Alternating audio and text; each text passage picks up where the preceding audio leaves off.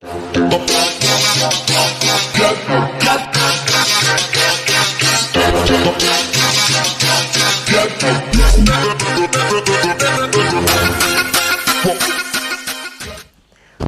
back and greetings to all.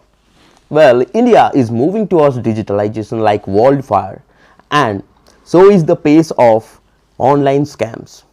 So today we will discuss about online scams and how to recover our lost money that we got cheated over online scams. So what are the type of online scams? पहले उस पे बात करते हैं. Like phishing.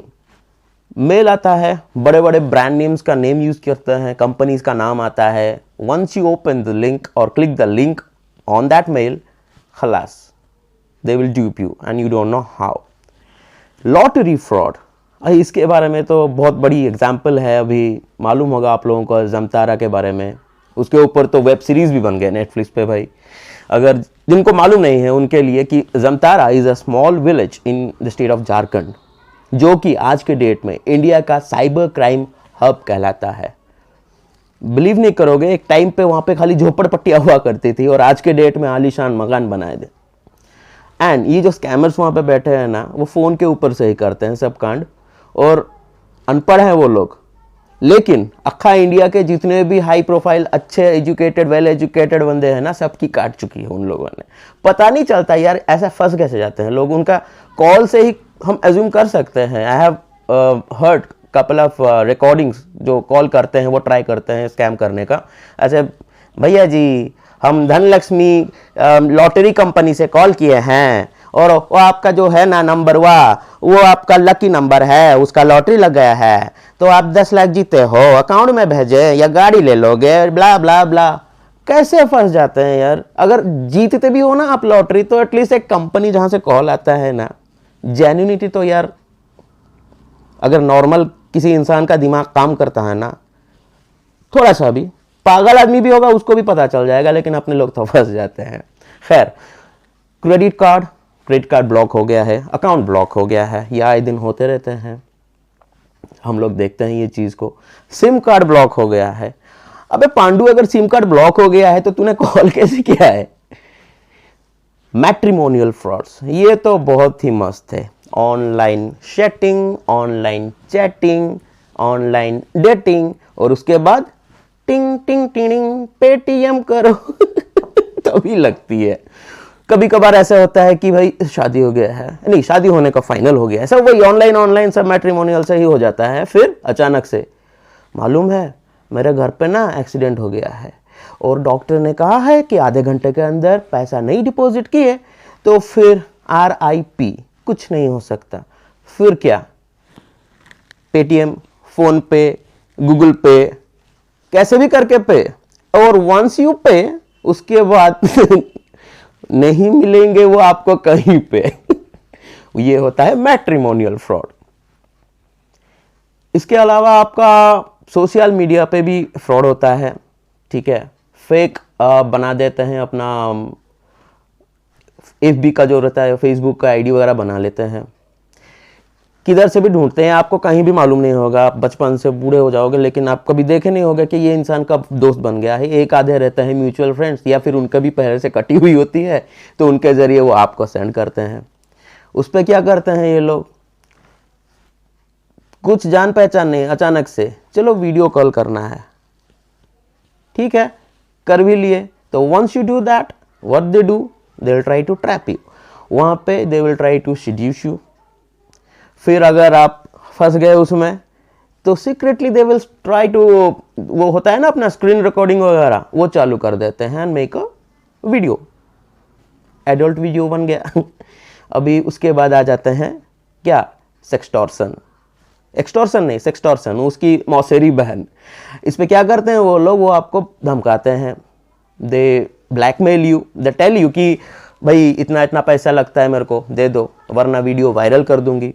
या फिर किसी online adult site होता है ना, जैसे naughty India, everyone does it better, वैसे टाइप का वहां पे अपलोड कर दूंगी. तो वो भी एक टाइप का चलता रहता है ऑनलाइन स्कैम्स. और अपना ये भी देख लो आप, क्या बोलते हैं उसको, सबसे सबसे नॉर्मल तो भाई कॉमन सी चीज़ है, शॉपिंग वाला कांड। कहीं पे भी आप देख लो भाई, 10-15 हज़ार का सामान होगा लेकिन आपको वो मिलेगा कितने में, 500 रुपये दे दो। कैसे भाई, ससुर का संपत्ति है, ऐसे कैसे कौन करता है?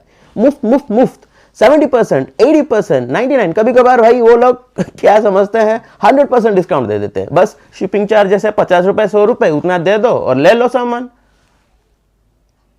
बढ़िया है। अरे भाई आजकल ये तो हो गए, लेकिन nowadays a new type of online scam is happening wherein they are not at all asking you about your bank details, card details, ये सब नहीं मांगते हैं। What they do, they first try to gain your trust. Once they are done with it, they will ask you to download an app.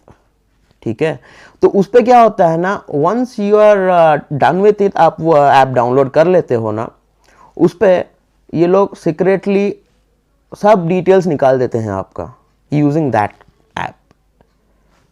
तो भाई कैसा मालूम चलेगा कि क्या कर रहा है क्या नहीं बंदा? Usually we are in denial mode, like no one can dupe us because we are well educated, we are tech savvy, young people, we have got strong passwords to our account like मेरे बाबू ने तनाताया क्या, and hence we are safe. No, that's absolutely wrong. With the rapid growth of digitalization, the scammers are also getting more and more smarter. They are also using the same technology. आप बचाने की कोशिश करते हो, वो लूटने की कोशिश करते हैं। बड़े बड़े हैकर बैठे हैं बॉस, कुछ नहीं जानते, आप बैठे रहोगे और अंदर से अकाउंट खाली हो गया होगा आपका। लोग ये सोचते हैं कि यार अगर if any such thing happens then people think कि it was a bad debt or lost, police का चक्कर कौन काटेगा, पुलिस हमारी बात सुनेगी भी कि या नहीं वगैरह वगैरह, but that is wrong. It is important कि you should have the knowledge what law has provided us.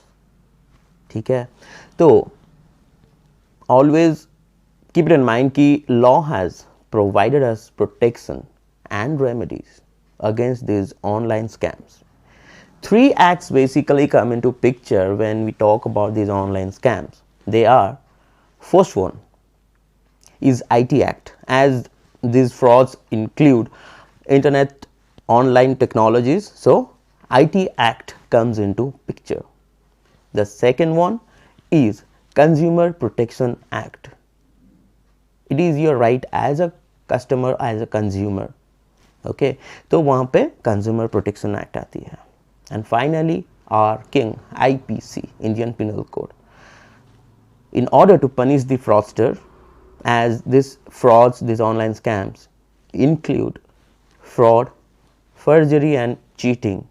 So respectively we have 420 IPC 420 for fraud, 465 for forgery and 468 for cheating. Different section, different punishment depending on the type of crime. Well, so the most important thing is to report. Now let's know how to and where to report. Register your complaint immediately within 24 hours on NCCR portal, that is National Cybercrime Reporting. Visit the website cybercrime.gov.in, which is an initiation of Government of India to facilitate nationwide cybercrime complaints, help the victim to access the cybercrime cell. You can dial national helpline number 155260. It is operational in some states and will be rolled out entirely in the coming days. You can file a written complaint with your bank. Fill up the CDR, Customer Dispute Resolution form, along with the evidence or document that fraud was being done by the fraudster. As per RBI rules, if the victim of online scam reports to the bank within 3 days of the occurrence of fraud, victim can recover the entire amount. The amount being fraudulently withdrawn from your account will be reimbursed within 10 working days. Victim can report to block the card or account. I mean the fraud done through UPI like Paytm, Google Pay or Phone Pay. Contact the customer service, register a complaint and block the account. If victim knows which account the money has been transferred to, then again using the same CDR you can file a report. Victim can also file complaint under adjudicating officer under IT Act. FIR can also be filed at a local police, but if you have already filed a complaint with NCCR portal, then no need to file FIR. Cyber cell will any which ways contact you for further investigation. And in case of online shopping fraud, registered complaint on consumerhelpline.gov.in. Always remember, reporting about the online scam or these frauds will help you to recover your lost finances. Okay, so while doing any online transaction, be extra cautious. Verify everything, trust nothing. Loss आपका होगा, दूसरे का नहीं. कुछ भी fraudulent activity होता है तो आपके साथ, so spread it over social media like Facebook, Twitter and all, Instagram. Even government has introduced cyber Dost. ठीक है, it's a Twitter handle to spread awareness about online scams and online frauds. ये सब ध्यान में रखना है नेक्स्ट टाइम कुछ भी करो. Never ever click on any suspicious links, any such apps which you are not aware about. Always be double cautious while doing any transaction online. किसी के साथ कुछ शेयर नहीं करना है, आपका डिटेल्स वगैरह जो भी है, that is for you, not for others. किसी को हेल्प करना है, कुछ भी लेट हो जाए ना, ये सब इन्फॉर्मेशन नहीं देना है आपको. बैंक अकाउंट का डिटेल्स हो गया या कुछ भी हो, बैंक का पहला चीज़ याद रखिए कि कुछ भी ज़रूरत है ना तो then they will contact you. ऐसे वो फ़ोन या फिर ऐसा नहीं करते हैं वो लोग, उनका कुछ रहता है, प्रोसेस रहता है, they will do accordingly. Okay, और अगर गलती से भी आपके साथ कुछ ऐसा फ्रॉड वगैरह होता है तो कुछ ऐसा नहीं सोचना है कि क्या कोई सोचेगा कि अपना कट गया है, ये वो कुछ नहीं है. लॉस आपका हुआ है तो आपको आवाज़ उठानी है, चुप नहीं बैठना है.